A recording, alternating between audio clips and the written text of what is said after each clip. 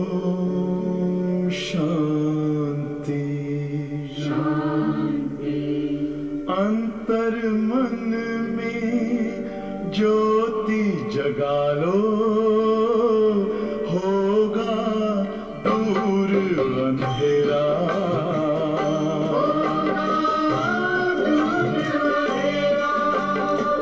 शिव का कर लो ध्यान, आ रहा पावन पुण्य सवेरा।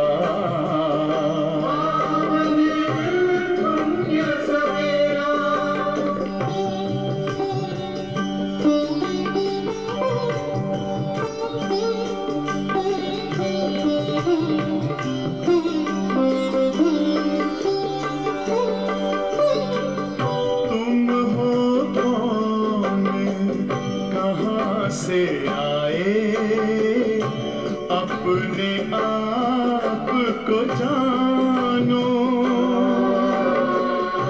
राजयोग के द्वारा अपना परम पिता पहचानो।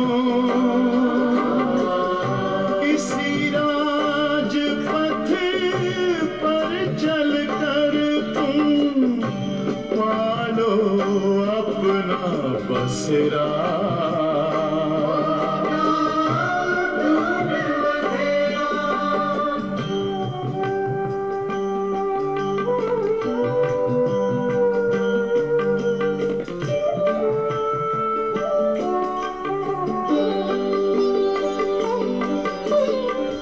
तुम हो आत्मा तन से प्यारे, परमात्मा को प्यारे। दिव्य गुणों को धारण करके योगी बनो दुलारे। ज्योति बिंदु ही तोड़ेगा ये माया मोह का घेरा।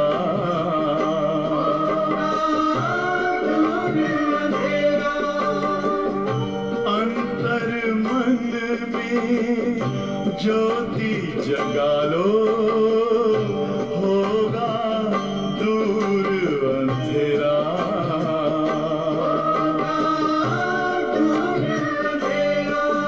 ओम शांति ओम शांति ओम शांति।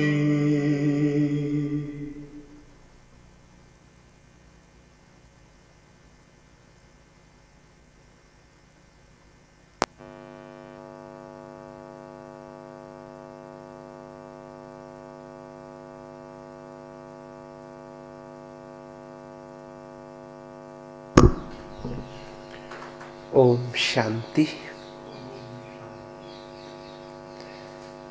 आज बाप दादा के महावाक्य में जो मेन बात बाबा ने कही, बहुत प्यारी बात बाबा ने कही कि बच्चे याद तो करना ही है, लेकिन जैसे दिखाते हैं कि राम ने बंदर की सेना ली, दिखाते हैं शास्त्रों में ऐसा। तो बाबा कहता है कि और कहते फिर उन्होंने पुल बनाया और फिर इस पार से उस पार गए। तो बाबा का पुल तो अब बन रहे हैं और ये पुल तुम्हारी याद का बन रहा है। जो पुल बन रहा है वो क्या बन रहा है? हमारी याद का पुल बन रहा है, जिससे हम इस पार से उस पार जाएंगे। बंदर क्या करते थे, वो बड़ा बड़ा पत्थर लेके उस पर राम राम लिख के वो तैरने लगता था। तो बाबा ने कहा तो जैसे हम भी जो डूब रहे थे, पत्थर बुद्धि बन गए थे। पत्थर प्रतीक है पत्थर बुद्धि का। तो वो पत्थर बुद्धि जो हम बन गए थे, तो बाबा ने कहा उसको बाबा की याद से कैसी बन रहे हैं? पारस बुद्धि बन रहे हैं। और पारस बुद्धि से अब हम तैरना सीख गए हैं इस विषय वैतरणी से। और फिर हम इस लोक से उस लोक, माना इधर से स्थूल वतन से भी मूल वतन में जाना है, इस पार से उस पार भी जाना है। और रावण का ये राज्य है इधर की तरफ, और उधर राम है। और इस याद से फिर इस नरक से स्वर्ग में जाना है। इसलिए बाबा कहा बहुत बहुत याद में बच्चों को रहना है। और बाबा ने एक बात और कही आज बहुत प्यारी, कि याद में, दुनिया में कहते हैं मुझे एकांत से शांति में जाकर बैठते हैं, लेकिन बाबा कहा यहाँ पर क्या है, यहाँ पर तो ऐसा नहीं है कि शोर कहीं हो रहा है तो उससे याद पे फर्क पड़ता है। कितना भी शोर हो रहा है तो ये याद तो बाबा ने कहा मन बुद्धि की है। अगर इसमें कोई विघ्न आता है तो वो माया का आता है। कोई शोर हो रहा है, कितना आवाज़ हो रहा है, उससे कुछ फर्क नहीं पड़ता। अगर बाबा की याद सहज है तो कितने भी शोर में चलती है, लेकिन जब आएगा तो अपने ही मन के अंदर आएगा तूफान माया के रूप में, तो वो ही योग को तोड़ता है। बाकी तो योग आसान है, ऐसा बाबा ने कहा। ज्ञान में शोर का रहता है, जब ज्ञान सुनते हैं तो कोई शोर नहीं होना चाहिए, वरना बात समझ में नहीं आती। लेकिन योग में बाबा ने कहा शोर का विघ्न नहीं पड़ता। किसका विघ्न पड़ता है? माया का। अपने ही कमजोर संकल्प आ जाते हैं। तो सुनते हैं बाबा के महावाक्य। ओम शांति। आज बाबा के महावाक्य हैं, मीठे बच्चे, बाप आए हैं तुम्हें सब घुटकों से छुड़ाने। घुटके किसको कहते हैं? घुटके किसको कहते हैं?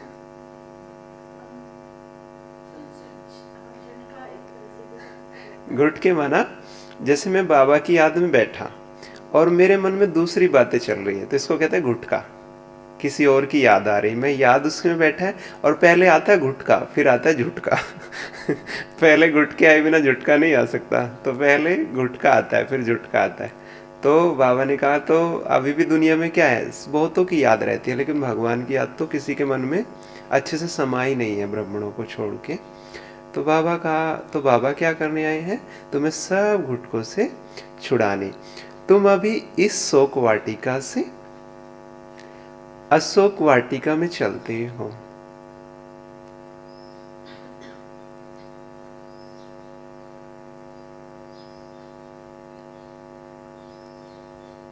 इस विषय वैतरणी नदी से पार जाते हो। इस विषय वैतरणी नदी से पार जाते हो। आज बाबा ने प्रश्न पूछा, याद में बैठते समय किस बात का विघ्न नहीं पड़ता और किस बात का विघ्न पड़ता है?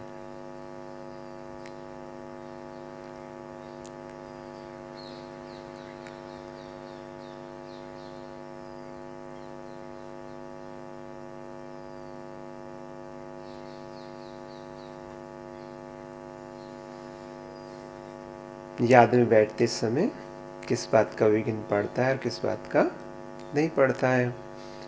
तो उत्तर तो आपने सुना भी, लेकिन और भी कुछ है इसके अंदर, तो वो भी बता सकते हैं। तो उत्तर है किसी भी आवाज का या शोरगुल का विघ्न नहीं पड़ता। बाबा की याद में कितना भी आवाज हो रहा है, अगर हमारा दिल उसके साथ अच्छे से जुटा हुआ है तो कुछ फर्क नहीं पड़ता कौन क्या कह रहा है, कितना शोर हो रहा है। किसी भी आवाज का या शोरगुल का विघ्न नहीं पड़ता, वे ज्ञान में पड़ता है। लेकिन याद में माया का विघ्न जरूर पड़ता है। माया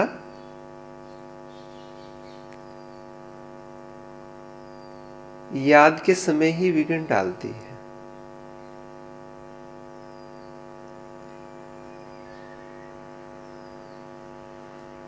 अच्छा, सोचने की बात है, याद के समय क्यों डालती माया विघ्न? सोचने वाली बात है।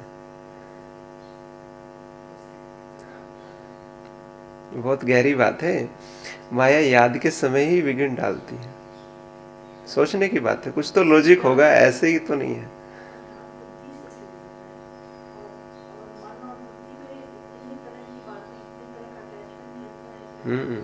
सही बात है। हम उससे अपना तार लगाना चाहते हैं, लेकिन हमारा इस धरती पर जिससे तार लगे हुए हैं वो तार अपनी तरफ खींचते हैं।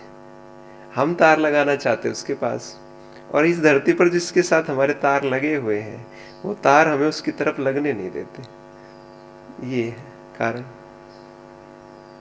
तो बाबा कहता है माया याद के समय ही विघ्न डालती है, अनेक प्रकार के संकल्प विकल्प ले आती है। इसलिए बाबा कहते हैं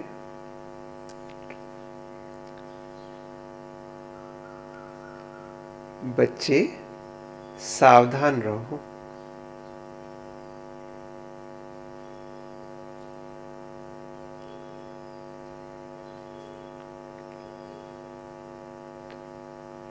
माया का घूसा मत खाओ।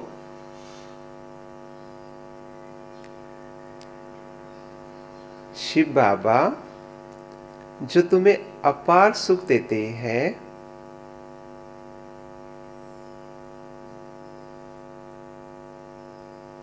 सर्व संबंधों की सैक्रीन है।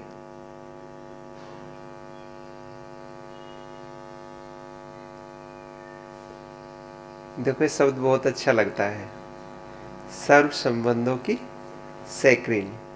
माना जो भी इस दुनिया में संबंध जो सुख दे सकता है, कोई भी संबंध, उसमें बाबा हमें उसी संबंध से उससे भी कई गुना सुख दे सकता है। तो इसको कहते हैं सर्व संबंधों की सैक्रीन है, कहीं भटकने की जरूरत नहीं है।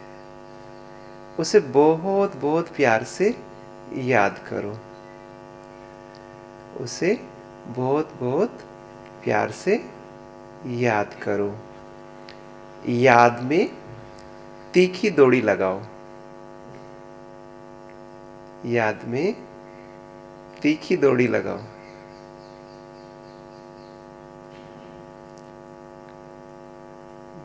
ये पॉइंट भी थोड़ा ध्यान खींचने वाला है। याद में तीखी दौड़ी लगाओ। तीखी दौड़ी किसको कहेंगे?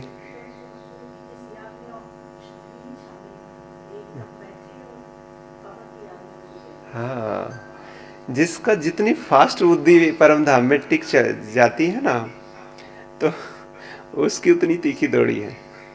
भाई फास्ट किसको कहेंगे? जो एक सेकंड में उसके पास पहुंच जाए। जितना फास्ट जो जाए, भाई एक बैठेगा, योग लगाएगा, थोड़ा थोड़ा पहुंचेगा, तो वो अगर उसकी दौड़ी अच्छी नहीं है, और एक फटाक दसी पहुंच जाता है, तो उसको कहते हैं तीखी दौड़ी। तो बाबा का ऐसा योग हो जो एक सेकंड में लगे। याद में तीखी दौड़ी लगाओ। गीत बजा, बहुत प्यारा गीत है। रात के राही थक मत जाना, सुबह की मंजिल दूर नहीं है। कौन है रात के राही? हम बच्चे हैं बाबा के। ओम शांति। मीठे मीठे बच्चे जो यात्रा पर हैं, वैसे जो बैठे हैं उनको यात्रा पर थोड़ी कहा जाता है। दुनिया में कोई बैठा उसको ये थोड़ी कहेंगे यात्रा पर हैं।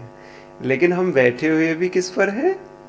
यात्रा पर हैं। तो एक बड़ी विशेषता बताई याद की बाबा ने आज, कि इसको यात्रा कहा जाता है जबकि बैठे हैं। ये यात्रा कैसी वंडरफुल है। शांति की यात्रा है, शांति धाम में जाने की यात्रा है। रावण के राज्य में गुटखा खाकर मरना होता है। बाबा ने क्या कहा? रावण के राज्य में गुटखा खाकर मरना होता है। मानो भगवान की याद में नहीं मरते इस दुनिया में, सब पता नहीं किस किस की याद में मरते हैं। एक सत्यवान सावित्री की कहानी है ना, कि काल से भी सावित्री सत्यवान की आत्मा को वापस ले आई। वास्तव में ऐसी कोई बात है नहीं। बाकी आधा कल्प काल खाता है, क्योंकि अकाले मृत्यु होती है। अंत में गुटखा आता है ना, क्यों काल खाता है? देखो बहुत गहरी बात बाबा ने कही। क्यों काल खाता है? क्योंकि अंत में गुटखा आता है। अंत में भगवान याद नहीं आता ना, तो मुक्ति तो तब होना जब वो याद आए। तो अंत में गुटखा आ जाता है, किसी और की याद आ जाती है, इसलिए काल खाया जाता है। रावण जिसको वर्ष वर्ष चलाते रहते हैं, वे हमारा क्या है? दुश्मन है। ये नहीं जानते, लेकिन दुनिया में जानते तो नहीं किसको जला रहे हैं, हमारे अंदर बैठा है। बाबा कहते हैं, मैं आया हूं तुमको शोक वाटिका से निकाल अशोक वाटिका में ले जाने, जहां गुटखा खाना नहीं होता। यहाँ तो अनेक प्रकार के गुटखे, अनेक प्रकार की याद है, कभी किसी की याद चलती रहती है। माँ बाप पति बच्चों के गुटके खाते रहते, कभी माँ याद आएगी, कभी बाप याद आएगा, कभी पति याद आएगा, कभी बच्चे याद आएंगे, तो इनके गुटके खाते रहते हैं। पति विकार में फंसाते हैं, बाप आकर इन सब गुटकों से छुड़ाते हैं और नई दुनिया में ले जाते हैं। अभी आत्मा के पंख टूट गए हैं। पंख होते ना, दो होते हैं, तो दो पंख दिखाते हैं। अब हमारे दो पंख कौन से? मन बुद्धि। तो हमारे टूट गए हैं, बुद्धि एकाग्र नहीं होती थी और मन कहीं का कहीं जाता था, तो दोनों टूटे हुए थे, तो उड़े कैसे? है ना। आत्मा उड़ नहीं सकती, फिर याद की यात्रा नहीं कर सकते। बरोबर ये बुद्धि योग की यात्रा है, इसमें बुद्धि की एकाग्रता चाहिए। लिखा है ना, मन मना भव। दो ही बात कहते हैं योग के लिए, एक मन मना भव, मन ही मन याद करो, और दूसरा बुद्धि योग, दो का ही कनेक्शन है। इसका अर्थ कोई यात्रा थोड़ी समझते हैं। कहते हैं राम ने बंदरों की सेना ली और बंदरों ने पुल बनाई। बाबा कहते बंदर पुल कैसे बनाएंगे? ये तुम्हारी याद की यात्रा की पुल बन रही है। बहुत अच्छी लाइन है, आज की रीढ़ की हड्डी है ये, आज की मुरली की बहुत प्यारी लाइन है ये। क्या है? ये तुम्हारी याद की यात्रा की पुल बन रही है, पुल बना रहे हैं इस पार से उस पार जाने के लिए, जिस पुल से तुम विषय वैतरणी नदी पार हो जाते हो। बाप इस नदी में तैरना सिखाते हैं। खिवैया है ना बाबा। क्या है? बाबा ने आज अपना पहला टाइटल क्या दिया, मैं कौन हूं? बाबा ने कहा मैं खिवैया हूं, पार कराने वाला। विषय वैतरणी नदी से पार कराए शिवालय में ले जाते हैं। बाबा किस में ले जाते हैं? शिवालय में ले जाते हैं। कहते हैं अमृत छोड़ विष काहे को खाए। तो ज्ञान को अमृत कहा जाता है। ज्ञान क्या है? कैसे अमृत है? आप देखो, कभी भी आपका मन कितनी भी हलचल में हो, एक बार आप बाबा की मुरली सुनना शुरू करो या पढ़ना शुरू करो तो एकदम शांत हो जाता है। तो इसलिए अमृत है कि किसी को जीवन दान देता है, मन को अमन कर देता है। तो बाबा कहा तो ऐसे अमृत को छोड़ विष काहे को खाए, तो ज्ञान को अमृत कहा जाता है। ज्ञान से सद्गति होती है, ज्ञान से सद्गति होती है। शास्त्रों को ज्ञान नहीं कहेंगे क्योंकि उनसे तो और ही दुर्गति हो गई द्वापर से अब तक। वह है भक्ति की सामग्री। शास्त्र पढ़ने से सतयुग नहीं आ सकता, सद्गति हो नहीं सकती, इसलिए उनको ज्ञान अमृत नहीं कहेंगे। वह है भक्ति, वो ज्ञान अमृत नहीं है। वो क्या है? भक्ति है। जो भगवान ने सुनाया वो ज्ञान है, और जो आचार्य सुनाते हैं वो क्या है? वो शास्त्र है। देखो, जैसे जब आम होता है, पक्का आम आता है, तो उससे शक्ति मिलती है, फल होता है ना, शक्ति मिलती है। लेकिन उस आम को ही फिर क्या करते, कच्चे को तोड़कर एक डालते हैं, उसको कहते हैं अचार, कहते हैं ना अचार। तो उसमें तो कोई शक्ति नहीं होती, लेकिन उसमें मसाला मिर्च लगा के कितना चटकारा वो बन जाता है, टेस्टी बन जाता है। इसलिए बाबा ने जो हमें दिया वो था आम, फल, लेकिन उसके बाद जो ज्ञान को द्वापर के बाद शास्त्र बने वो है अचार, इसलिए उनको कहते हैं आचार्य जी। वो ज्ञान सुनाते हैं ना, तो उनको क्या कहते हैं? आचार्य जी कहते हैं। वो अचार देते हैं, वो आम नहीं है। ठीक है, आम तो बाबा ने ही दिया है, तो बाबा का वो कोई ज्ञान नहीं है। वो ज्ञान नहीं है ना, वो बाबा ने क्या कहा, वो भक्ति है। ठीक है ना। ज्ञान में पहले 100% सद्गति, फिर धीरे धीरे नीचे उतरते हैं। ज्ञान से भी हमारी क्या हो जाएगी? 100% सदगति हो जाएगी और फिर धीरे धीरे हम नीचे उतरेंगे। ये नहीं कहेंगे कि सतयुग में भी दुर्गति होती है, वहाँ दुर्गति का नाम ही नहीं होता। कलयुग में सबकी दुर्गति होती है। कलयुग में सबकी क्या हो रखी है? दुर्गति होती है। तुम जानते हो सर पर दया करने वाला बाप तो एक ही है, जिसको श्री श्री कहा जाता है। बाबा को क्या कहते हैं? श्री श्री। श्रेष्ठ से भी श्रेष्ठ, मना जो श्री नारायण है उसको भी बनाने वाला, उससे भी श्रेष्ठ। फिर श्री श्री का टाइटल सब पर रख देते हैं। श्री कहा जाता है देवताओं को, श्री लक्ष्मी, श्री नारायण, श्री राम, श्री सीता। तो ऐसा श्री बनाने वाले को श्री श्री कहा जाता है। ऐसा श्री श्री बनाने वाले को क्या कहा जाता है? श्री श्री कहा जाता है। तुम बाप के सामने प्रतिज्ञा करते हो कि हम कभी, क्या प्रतिज्ञा करते हो? कि हम कभी विकार में नहीं जाएंगे। अगर अच्छा विकार में नहीं जाएंगे माना उसमें पांचों आ गए लेकिन हम ब्राह्मण क्या सोचते हैं? एक को ही पकड़ के बैठ जाते हैं कि गुस्से को नहीं सोचते कि अगर हमने ये भी कहा कि हम गुस्से में नहीं जाएंगे, हम मोह में नहीं जाएंगे, हम लोभ में, विकार में ना, हमने पांचों के लिए कहा है, लेकिन हम एक को ही याद रखते हैं। ठीक है ना? और पांचों याद रहे तो फिर नहीं, इसलिए एक को तो हमने अच्छे से मार दिया बाकी आ जाते हैं, उन पर ध्यान नहीं देते ना। इसलिए अगर प्रतिज्ञा कर फिर भूल की तो बाप का राइट हैंड धर्मराज भी बैठा है। धर्मराज माफ नहीं करेगा। बाप भी गुप्त है, बाप भी गुप्त है, ज्ञान भी गुप्त है, मर्तबा भी गुप्त है। हमारा मर्तबा बन रहा है, इतने ऊंचे हम बन रहे, पता थोड़ी चल रहा है किसी को, गुप्त ही हो रहा है।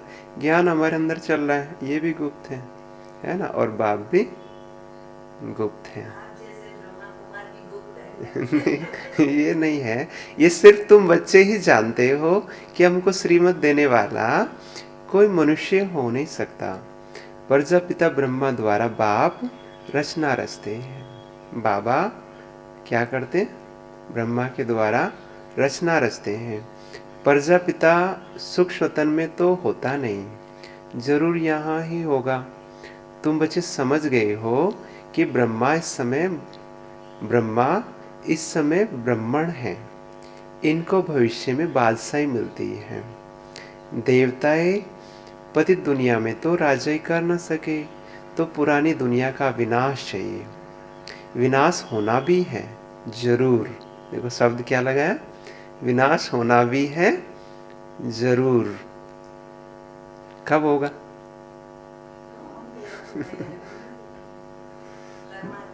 हमारे ऊपर ही है।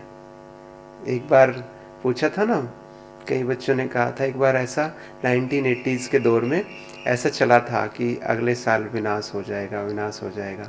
तो कईयों ने कह भी दिया सबको अगले साल विनाश हो जाएगा, वो तो हुआ नहीं। तो फिर बाबा से पूछा बच्चों ने कि बाबा विनाश तो हुआ नहीं, हमने तो बहुत वो कह दिया, वह हिम्मत नहीं होती, किसको क्या कहे। तो बाबा ने कहा उनको बोलो कोई तुमसे पूछे कि विनाश क्यों नहीं हुआ, कोई ब्राह्मण पूछे, ब्राह्मणों में आपस में ही हुआ होगा, कि बोलो कि कोई पूछे विनाश क्यों नहीं हुआ, तो उनको बोलो तुम्हारी वजह से नहीं हुआ जो पूछे विनाश क्यों नहीं हुआ तो तुम्हारी वजह से नहीं हुआ, क्योंकि तुम तैयार ही नहीं हुए। तैयार हो जाते तो हो जाता, तुम ही तैयार नहीं हुए। ठीक है ना? और सबको लेके जाना है। विनाश भी होना भी है जरूर। अभी थोड़ी देरी है, क्योंकि बच्चों में देरी है। अभी तुम्हारा अभी नए झाड़ का सैंपलिंग ही पूरा नहीं लगा है। आगे गाते थे तमेव माता ज पिता तमेव, है ना? सबके आगे यही महिमा गाते रहते हैं। खाली शिव बाबा के आगे नहीं, भक्ति में सबके आगे यही कहते रहते हैं। कृष्ण के आगे भी यही कहते रहते हैं, तुम ही हो माता ज पिता तुम ही हो। बाबा क्या छोटा सा बच्चे को माँ बाप बना दिया ये तो ऐसा भक्ति में कुछ भी कह देते हैं। फिर कहते हैं, अब हनुमान जी के आगे कहते हैं तुम ही हो माता ज पिता तुम ही हो। बाबा कहते हो बाल ब्रह्मचारी है, उसके आगे क्यों कहते हैं तो कुछ भी किसी के आगे कहते रहते हैं, कुछ पता नहीं है। तो बाबा ही माता पिता है, तो समझते नहीं है, समझते कुछ भी नहीं। अच्छा विचार करो, ब्रह्मा माता कैसे हो सकती है? ब्रह्मा माँ लगता है ना, बड़ी माँ, तो माँ कैसे हैं? क्योंकि बाबा उनके द्वारा हमें एडॉप्ट करता है। तो जिसके द्वारा पिता एडॉप्ट करे वो माँ हो जाती है, और पालना भी माँ ही करती है। तो यज्ञ में हम ब्रह्मा भोजन खाते तो माँ ही खिलाती है ना भोजन। तो माँ ही है हमारी जो हमें पालती है। किस लिए पालती है? कि हम बाप जैसे बन जाए, उसका कार्य संभाले। माँ का क्या सोचती है माँ हमेशा? कि मेरा बच्चा जल्दी से बाप जैसा बन जाए और उसका कार्य संभाले। तो इसलिए वो पालना करती है, ठीक है ना। तो ब्रह्मा क्या है? आप तो समझते हैं ना। तो बाबा का वो पता नहीं समझते नहीं है। लक्ष्मी नारायण की भी अपनी राजाई चलती है, तो उनको माता पिता कह ना सके। तो इस समय परम पिता परमात्मा प्रैक्टिकल में माता पिता का पार्ट बजा रहे हैं। फिर भक्ति मार्ग में महिमा गाई जाती है, उसमें भी पहले पहले शिव बाबा को तमय माता से पिता कहते हैं। पीछे फिर किसको कहने लगते हैं? लक्ष्मी नारायण, सीताराम, सबको कहते रहते हैं। अकल तो कुछ है नहीं, जिसको जो है वो कह देते हैं। शिव बाबा है पिन, मेन है। ये मनुष्य मात्र सब आसुरी मत पर दुख ही देते हैं, और मैं सबके एवज में सबसे जास्ती सुख देता हूँ। बाबा का दुनिया दुख देती है और बाबा सबसे ज्यादा सुख देता है ना। पक्का है ना सबको? मैं दाता हूँ, मैं तुम बच्चों को श्रीमत देता हूँ कि बच्चे तुम जितना याद की यात्रा में रहेंगे, सुदर्शन चक्र फिराएंगे। लगातार कह रहा है ना सुदर्शन चक्र को भी बाबा फिराएंगे, कमल फूल समान बनेंगे, उतना ऊंच पद पाएंगे। इन अलंकारों का अर्थ कोई समझा ना सके। ये अलंकार हमारे पास हैं, लेकिन इनका अर्थ कोई समझा नहीं सकता। विष्णु को दिखाए हुए हैं। अलंकार तुम ही धारण करते हो। अलंकार, ये बहुत बड़ी लाइन है, आज का सम्मान जैसा है। अलंकार सिर्फ तुम ही धारण करते हो। ना तो सुदर्शन चक्र विष्णु के पास होगा, ना किसी मनुष्य के पास होगा। ये सुदर्शन हम ही आत्माओं को है ज्ञान से कि हम आत्मा कैसे इस चक्र में आए हैं। कमल फूल, वहाँ कीचड़ होता ही नहीं जो कमल खिलने वाली बात हो। यहाँ कीचड़ में हम ही कमल फूल समान बनते हैं, है ना। तो बाबा का है तुम्हारे ही क्या है? क्या है? अलंकार है, याद है। तो बाबा कहा अलंकार तुम ही धारण करते हो। निशानी विष्णु को दे दी है, तीसरा नेत्र भी देवताओं को दे दिया है। वास्तव में तीसरा नेत्र भी तुमको मिलता है। भगवान ने, बाबा ने आकर हमारा तीसरा नेत्र खोला है। तो ये भी हमारा है, तीसरा नेत्र भी। तो कितना हो गया हमारा? एक अलंकार सारे हमारे हो गए, तीसरा नेत्र हमारा हो गया, ठीक है। कितना प्रॉपर्टी मिल रहा है, सोचने की बात है ना। खुश रहना चाहिए। त्रिनेत्री त्रिकालदर्शी अक्षर है ना, इसका अर्थ भी इस समय तुम आत्मा की बुद्धि में है। त्रिकालदर्शी किसको कहते हैं, त्रिनेत्री किसको कहते हैं, ये किसी बड़े से बड़े विद्वान को भी नहीं पता, लेकिन बाबा ने हम बच्चों को बताया नहीं कि त्रिकालदर्शी त्रिनेत्री किसको कहते हैं। इसका अर्थ भी इसमें तुम आत्माओं की बुद्धि में है। आत्मा की बुद्धि में ही सब कुछ रहता है। मेरी आँख, मेरा नाक, कान भी शरीर नहीं कहता है। कौन कहता है? आत्मा कहती कि मेरा कान है, ठीक है ना। आत्मा कहती है ये मेरा शरीर रूपी महल है। आत्मा को मालूम पड़ा है कि मुझ आत्मा में 84 जन्मों का पाठ नुदा हुआ है। कितनी गुप्त बातें हैं। आत्मा को रॉकेट भी कहते हैं। जिस आत्मा को शरीर छोड़ लंदन में जाना होगा तो 1 सेकंड में चली जाएगी। अभी शरीर छूट जाए तो लंदन में अगर पार्ट होगा तो 1 सेकंड में पहुंच जाएगी। तो कितना तीखा रॉकेट है। उन्होंने कितना तीखा रॉकेट बनाया है। उन्होंने कौन सा रॉकेट बनाया है? एरोप्लेन, हवाई जहाज। हाँ, जो सुबह चले तो शाम को पहुंच जाए। आगे स्टीमर में 3-4 मास लग जाते थे, अभी भी स्टीमर में 1 मास लग जाता है। एरोप्लेन में 1 दिन में यहां से लंदन पहुंच जाओगे। परंतु आत्मा बहुत तीखा रॉकेट है, उससे भी वो 1 सेकंड में पहुंच जाता है। जो 1 सेकंड में पहुंच जाती है, जो कोई भी देख ना सके। तुम आत्मा का ऑल राउंड पार्ट है। तो देखो दूसरी बात आज बाबा ने बहुत सम्मान की कही कि हम कौन है? ऑल राउंड पार्टधारी। पूरे राउंड में हम पार्ट बजाते हैं, पूरे चक्र में। तो हम ऑल राउंड पार्टधारी हैं। और हम कौन है? अलंकारधारी है। और क्या बताया उन्होंने? त्रिनेत्री है, सुदर्शन चक्रधारी। नहीं तो कितना सम्मान मिल गया। अच्छा, परमात्मा का पार्ट क्या है? अब पूछते हैं, परमात्मा का पार्ट क्या है?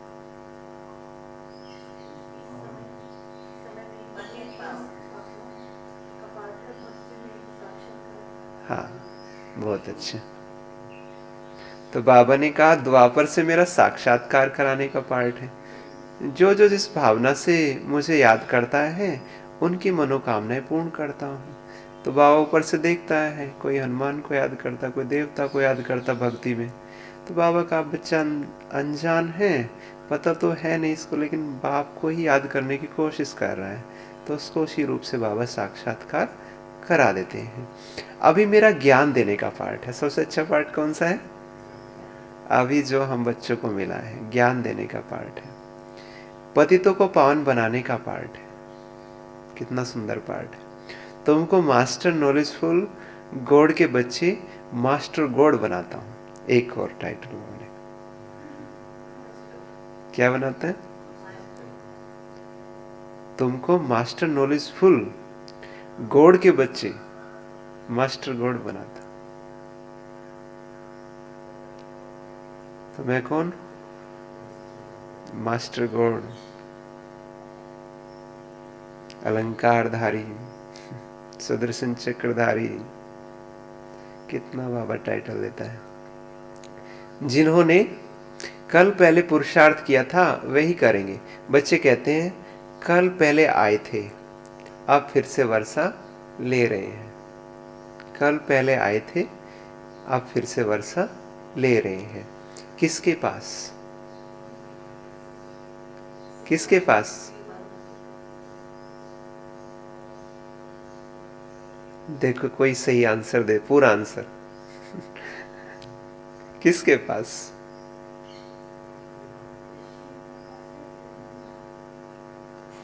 माता पिता के पास। दोनों के पास ही आए होंगे ना। माँ के पास भी आए तो बाप के पास भी, माता पिता के पास। ठीक है ना। सरस्वती सबकी माता है। उनकी माता ये ब्रह्मा, इनकी माता तो कोई है नहीं। किनकी माता नहीं है? हाँ, शिव बाबा खुद कहते हैं तुम मेरी वन्नी हो। वन्नी माना पत्नी हो। किसको कहते हैं? ब्रह्मा बाबा को। तो फिर मैं कहता हूँ पति बगैर खाना मैं कैसे खाऊंगा। कितनी बड़ी प्यारी बात है। दोनों के बीच में क्या कितना प्यारा संवाद चल रहा है। बाबा कहता है तुम मेरी पत्नी हो। शिव बाबा बोला, ब्रह्मा बाबा बोले तो फिर मैं तुम्हारे बिना खाना कैसे खाऊंगा। ठीक है ना। तो दोनों साथ ही खाएंगे। तो ये बहुत प्यारा संवाद दोनों के बीच में चला है। तो अच्छा, शिव बाबा और हम दोनों इकट्ठे खाते हैं, नशा तो रहता है। तुम भी खुद कहते हो कि बाबा दलाल बनकर आया है अपने साथ सगाई कराने। तुम श्रीमत पर परमात्मा के साथ सबकी सगाई करते हो। हम क्या काम करते हैं? हम सब पंडित हैं, और पंडितों का काम होता है विवाह कराना, शादी करवाना होता है ना। पंडित को ही बुलाते हैं ना शादी में। तो हम कौन से किससे कराते हैं? हम आत्माओं की सगाई कराते हैं शिव बाबा से। वो भी पंडित क्या कहता है, जो पढ़ता है ना मंत्र, तो वो कहता है आज से जो ये कहेंगे, जैसा कहेंगे आप इनके ही हो, है ना। ऐसे करवाता है ना कॉन्ट्रैक्ट। तो हम भी यही कहते हैं आज से तुम आत्मा शिव बाबा की ही हो। तो हम भी ये सगाई कराते हैं। हाँ। तो बाबा ने कहा पंडितों ने जो विकार का हथियाला बांधा है वे बाप कैंसिल कराते हैं। वो वाला कैंसिल करा देते हैं। बाप कहते हैं तुम ज्ञान चिता पर बैठो तो गोरे बनेंगे, काम चिता पर बैठ तुम काला मुंह क्यों करते हो? श्याम सुंदर का अर्थ तुम जानते हो। श्री कृष्ण है सुंदर, अभी तो वह भी श्याम है। अब बाप ने आकर अपना परिचय दिया है। तुम हो पतित पावन गॉड फादर के स्टूडेंट। हम कौन है? पतित पावन गॉड फादर के स्टूडेंट हैं। कितनी बड़ी बात है। एक बात कहें, बहुत प्यारी बात है। गॉड फादर के स्टूडेंट होना वो कोई आम बात नहीं है। देखने में लगता है मुरली सुनते हैं, लेकिन ये बहुत खास बात है। इसका एक दृष्टांत है। इसका दृष्टांत है महाभारत में पितामह भीष्म कहता है। उसके पास जब दुर्योधन आता है तो सामने देखता है कि भगवान अर्जुन को ज्ञान सुना रहे हैं। तो कहता है पहली बार मुझे पितामह भीष्म होने का क्या हो रहा है, अफसोस हो रहा है कि मैं अर्जुन क्यों नहीं हूँ, मैं अर्जुन क्यों नहीं हूँ। और मैं हवा को अपने सारे पुण्य का हिस्सा दे दूँ, अपने सारे पुण्य हवा को दे दूँ, अगर वो एक शब्द भी उधर से इधर की तरफ ले आए। और हम कितने शब्द सुन रहे हैं, तो बहुत बड़ी बात है, छोटी मोटी बात नहीं है। तो ये पाठशाला है और हम कौन है? स्टूडेंट है। बहुत बड़ी वैल्यूबल बात है। मना हम वो है जिसके लिए कभी ये कहावत नहीं बनेगी कि जब भगवान बुद्धि बांट रहा था तो आप कहाँ थे। हमारे लिए यही रहेगा कि जब भगवान बुद्धि बांट रहा था तो हम वही टकटकी लगा कर बैठे थे। नहीं, हमारे लिए यही कहावत बनेगी हमेशा। इसलिए आप देखा होगा, आप जहाँ भी रहे होंगे इस दुनिया में, इस ज्ञान में आने से पहले, तो सब यही कहते हैं भगवान ने इसको बुद्धि तो दी है। तो ऐसे तो हमारे पास हाथ रहा है भगवान का, बुद्धिशाली रहे। तो पाठशाला में पढ़ाई होती है, मेहनत करनी पड़ती है, और उन सत्संगों में मेहनत नहीं है। वहाँ तो गीता सुनी, ग्रंथ सुना और घर गया। वहाँ कोई थोड़ी कहता है कि पवित्र बनो, यात्रा करो, कुछ नहीं कहते। आगे चलिए सब जिस्मानी यात्रा आदि बंद हो जाएगी। जो जाते ना केदारनाथ, बद्रीनाथ, ये बाबा का सब बंद हो जाएगा। क्यों? जैसे एक बार आया था ना, उत्तराखंड में हुआ था, तो कोई नहीं गया 1 साल तक। तो ऐसे ही बाबा का कुछ ऐसा होगा तो फिर जाना बंद कर देंगे। बर्फ पड़ी, वो एक्सीडेंट हुआ तो कोई जाएगा नहीं। देखो ये बात कभी बाबा ने 1969 से पहले कही होगी, लेकिन उत्तराखंड में बाढ़ का ये कब हुआ? कुछ ही साल पहले। और यही हुआ, बर्फ पड़ी, एक्सीडेंट हुआ, बर्फ टूटी, बर्फ के पहाड़ टूटे और सब बह गए। तो कोई जाएगा नहीं, क्योंकि तुम्हारी यात्रा जोर होती जाएगी। हमारी यात्रा है शिवालय तरफ। पहले शिव की पुरी शिवालय में जाएंगे, फिर शिव की स्थापन की हुई पूरी शिवालय स्वर्ग में जाएंगे। 2 शिवालय में जाना है, एक वो शिवालय में और वहां से फिर सतयुग में। शिवपुरी और विष्णुपुरी दोनों को शिवालय कहेंगे, क्योंकि मुक्ति, जीवन मुक्ति दोनों शिव बाबा ही देते हैं। तो सतयुगी देवी घराना शिव बाबा स्थापन करते हैं। अच्छा, याद में आवाज का विघ्न पड़ नहीं सकता, ज्ञान सुनने में शोर का विघ्न पड़ेगा। मनुष्य तो कहते हैं शांति करो, नहीं तो याद में विघ्न पड़ेगा, परंतु योग में आवाज विघ्न नहीं डालता। जब अच्छी याद हो ना, कोई कितना भी शोर हो रहा हो, ट्रैफिक के बीच में भी मजेदार याद आती है, नहीं? और जब अपने मन में कुछ चल रहा हो तो चाहे बाबा के रूम में बैठ जाओ तो भी कुछ न कुछ चलता रहता है। तो याद में माया तूफान डालती है, परंतु योग में आवाज विघ्न नहीं डालता, विघ्न डालती है माया। बच्चों के साथ माया की युद्ध है। बच्चों को युद्ध के मैदान में हार नहीं खानी चाहिए। माया तो घूसा लगाती रहती है। कौन सा घूसा लगाती है?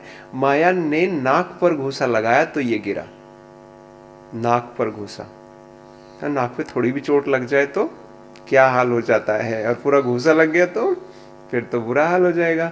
तो बाबा कहा, तो नाक पर घूसा लगाया तो ये गिरा, फिर खड़े हुए, फिर नाक पर लगाया तो ये गिरा, फिर बड़ी मुश्किल से खड़ा हुआ, फिर लग गया। तो बाबा कहा ये हुआ। तो बाप कहते हैं ये माया काम क्रोध के घूसे मारती है, इससे तुम्हें बहुत बहुत सावधान रहना है। घूसे नहीं खाने हैं। क्या नहीं करना है? घूसे नहीं खाने हैं।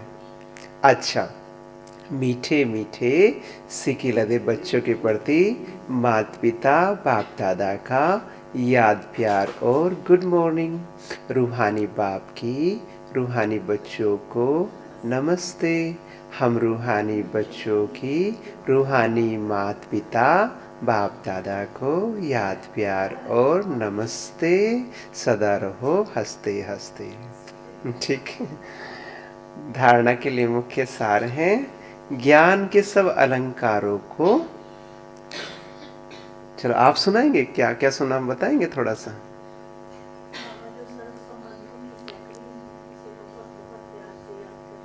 हाँ, तीखी लगानी है। खिवैया है, इस पार से उस पार पे जो पुल। हाँ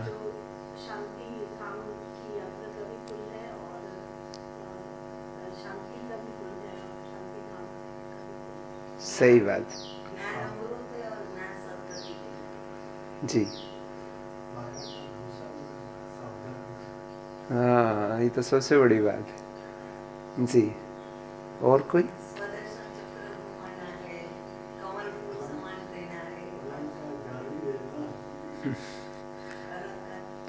टाइटल कौन कौन से दिए बाबा ने आज?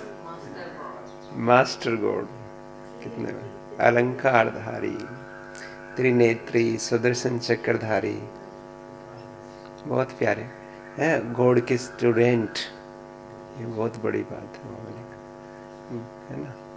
तो बाबा ने आज धारणा के लिए मुख्य सार में कहा, ज्ञान के सब अलंकार को धारण कर सुदर्शन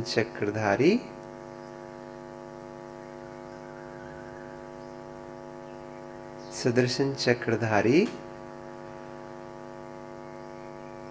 त्रिनेत्री, त्रिकालदर्शी अर्थात मास्टर गॉड बनना है। तो यही आज का सोमवार भी है ना। तो मास्टर गॉड माना जिसमें सब चीज आ गई, अलंकारधारी भी हो गया, सुदर्शन चक्रधारी भी हो गया, त्रिनेत्री भी हो गया, त्रिकालदर्शी, जो बाबा के पास ज्ञान है, सब कुछ तो बाबा ने हमें दे दिया है। तो हम कौन हो गए? Master God. दूसरी बात बाबा ने कही, बाप के राइट हैंड धर्मराज को स्मृति में रख। ये बात बुद्धि में रख कि दंड भी पड़ सकता अगर उल्टा किया तो। कोई भी विक्रम नहीं करने हैं,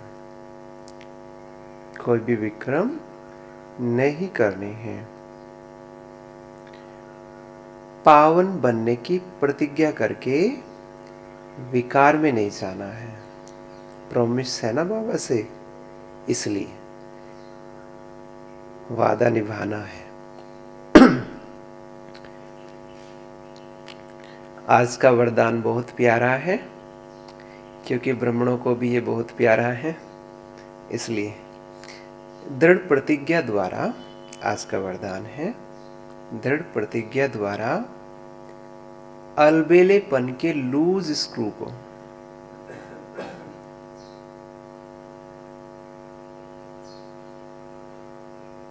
दृढ़ प्रतिज्ञा द्वारा अलबेलेपन के लूज स्क्रू को टाइट करने वाले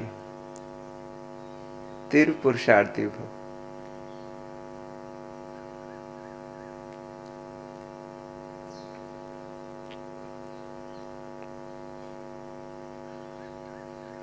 बाबा ने बहुत प्यारा सुनाया आज। प्रतिज्ञा में लूज होने का मूल कारण है अलबेलापन। भाई दो चीज होती है, एक होता है आलस्य, दूसरा होता है अलबेलापन। दोनों में अंतर क्या होता है?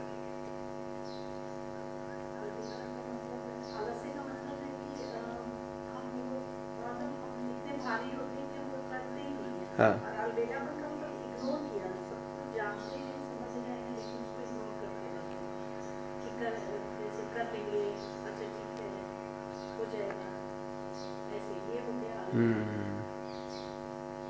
और कुछ देखो, जैसे हम सुबह ही उठना चाहते हैं अमृत वेला, और उठा ही नहीं, आलस कर गया, नहीं उठना नहीं, आज तो सो लेता हूँ, इसको कहते हैं आलस्य। और अलबेलापन कहते हैं उठा, चद्दर खोली, बाहर देखा कि ये भी सो रहे हैं तो दूसरे सो रहे हैं, फिर चद्दर ओढ़ ली।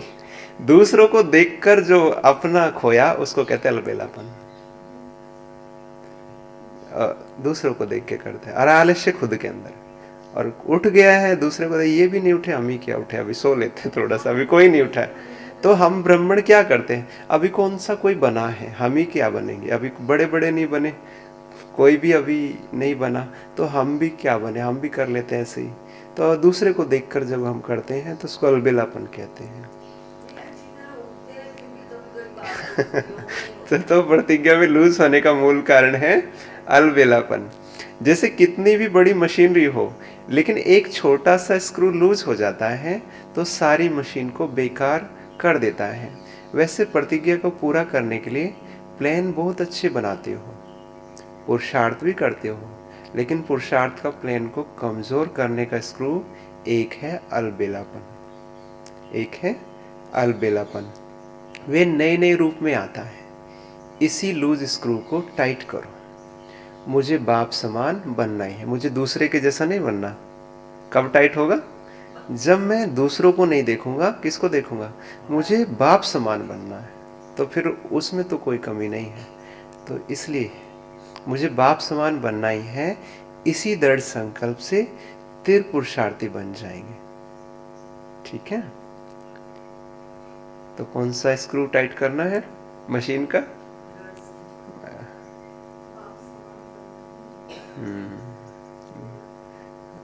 अलबेलेपन का। स्लोगन है, बेहद की वैराग्य वृत्ति ही समय की समीपता का फाउंडेशन है। बेहद की वैराग्य वृत्ति ही समय की समीपता का फाउंडेशन है।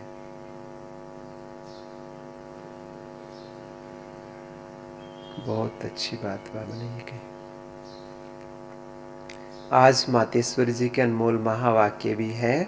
तो मम्मा बोली, अभी तो सारी दुनिया जानती है कि परमात्मा एक है।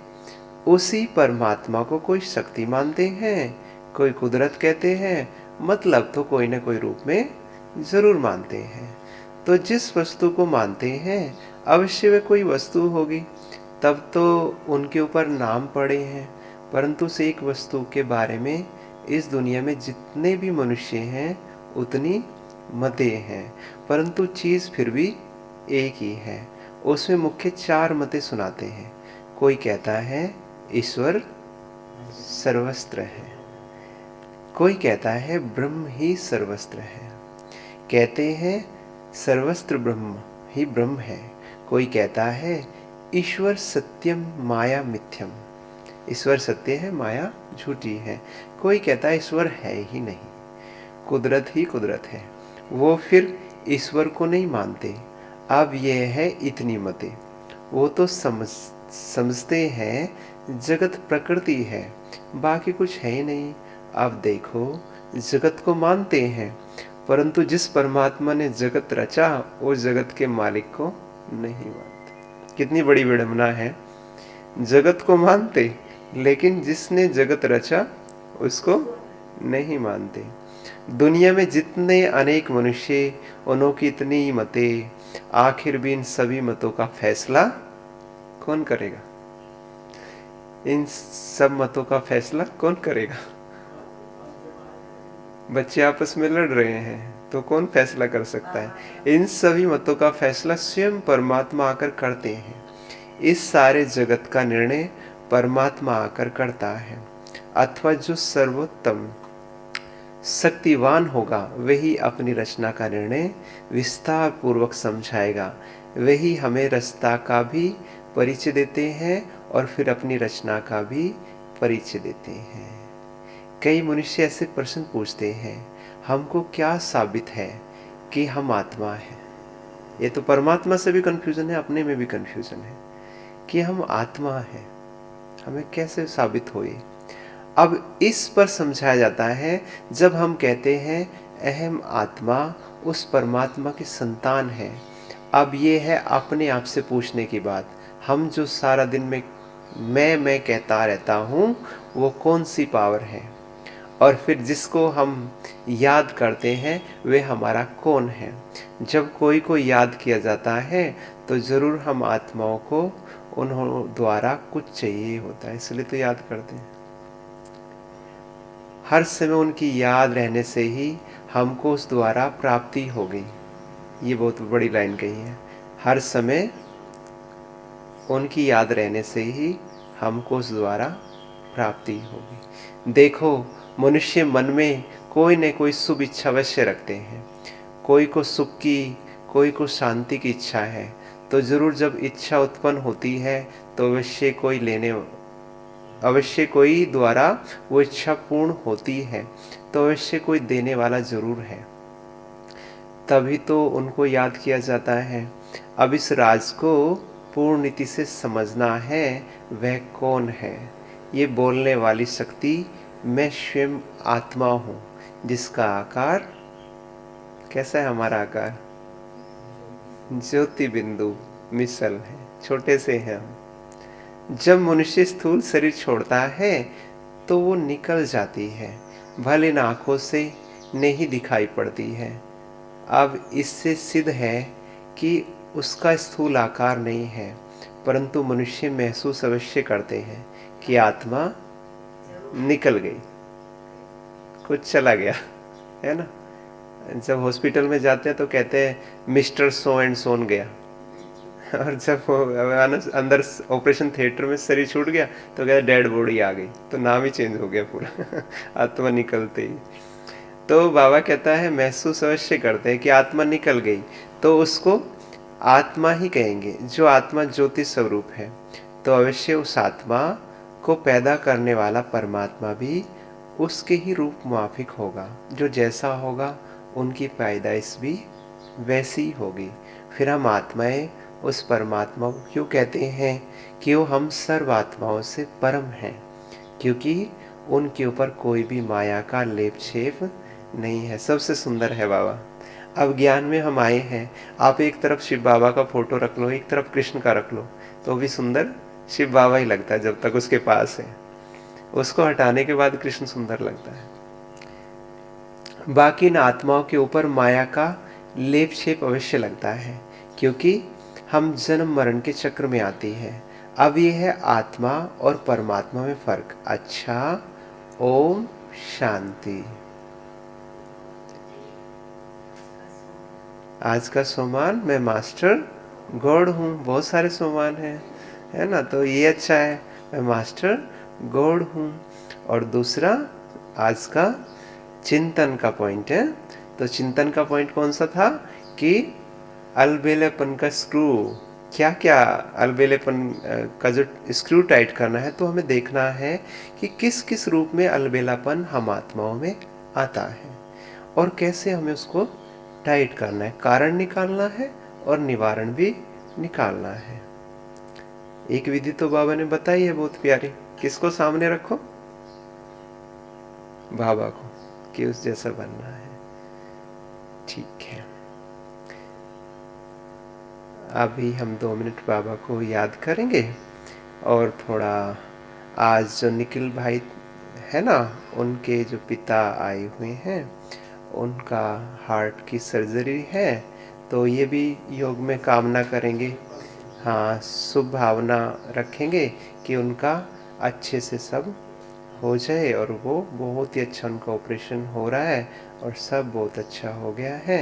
ऐसा बाबा से उनके लिए योग लगाएंगे 2 मिनट, है ना। ओम शांति।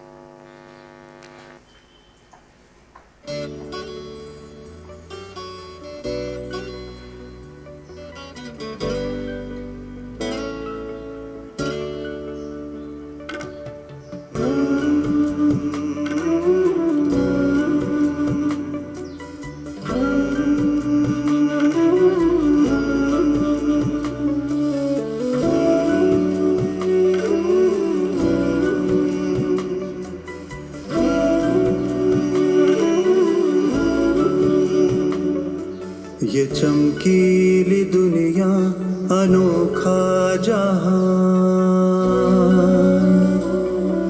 ये चमकीली दुनिया अनोखा जहान है। जादू की नगरी तेरा आसमान,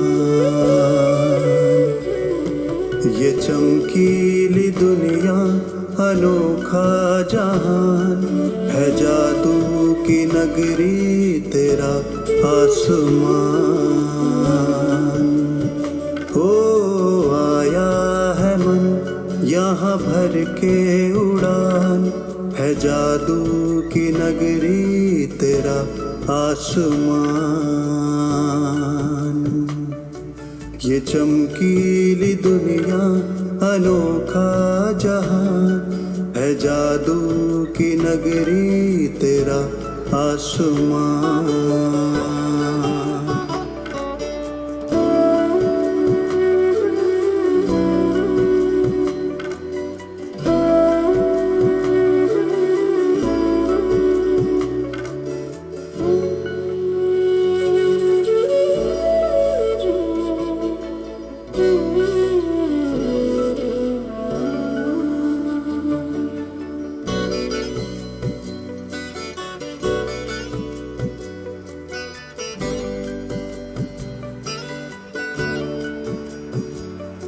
यहाँ संग में तेरे मैं नुक्ताए नूर, यहाँ संग में तेरे मैं नुक्ताए नूर। वतन से तुम्हारे न जाना है दूर, हो रहा है अनुभव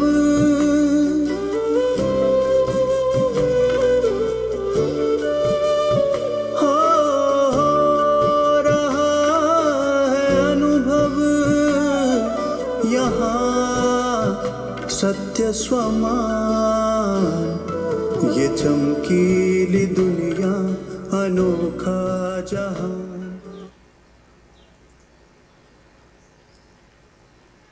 ओम शांति।